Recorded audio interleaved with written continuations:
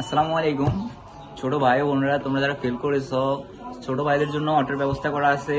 আর ছোট বোন যারা তোমরা ফেল করেছো তাদের জন্য আমি নিজে অটো কিনেছি, শুধু তোমাদের জন্য। অটোটা কিন্তু নতুন ভাই, পুরান না, নতুন অটোই কিনছি শুধু তোমাদের জন্য। আরে ভাই সানগ্লাসটা দেন। আরে ফেল করলে মেয়ে কি হয়েছে মেয়ে? আমি 3বার ফেল করছি এসএসসিতে। এই যে তিনবার ফেল করে এই যে সানগ্লাস দিছি, এখন আবার এইচএসসিতে পরীক্ষা দিই। 3বার ফেল করি, এসএসসিতে ফেল করি, আবার এইচএসসিতে পরীক্ষা দিই। কোনো ফ্যাক্ট না। তোমরা আমাকে দেখে শিখতে পারো যে আমি 3বার ফেল করে এইচএসসিতে উড়া যাক, কোনো ফ্যাক্ট না।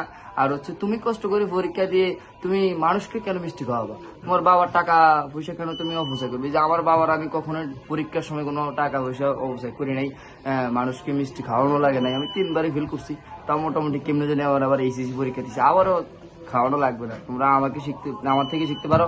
আর যদি ছোট বোনরা যদি কোনো রিক্সার প্রয়োজন থাকে, রিক্সাওয়ালাতে যদি তোমার বাবা বা বিয়ে দিয়ে পাত্রী যদি বাড়ি দরকার হয়, তাহলে এই যে আমার ভাই আছে। আর যদি এমনিও তোমরা ঘুরতে চাও রিক্সা দিয়ে, তাও ওই ভাই আছে, রিক্সা অলরেডি কিনে ফেলেছে, কিন্তু বাইরে তার অফিসে তার বাবার ইয়াতে জব করতেছে। শুধু তোমরা যদি চলে আসো, নক দাও, সে কিন্তু অফিস থেকে বের হই তোমাদেরকে নিয়েই চলে যাবে ঘুরতে। এবং তোমরা যদি বলো সেই কোর্টে যেতে ইয়ে করতো, তাও সে রাজি।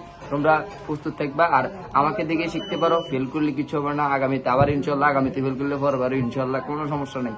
ফেল করার কোনো ফেল করে নিজে যে মাথা লুকিয়ে বাজারে আসো না, এটা কোনো ফ্যাক্ট না মিয়া।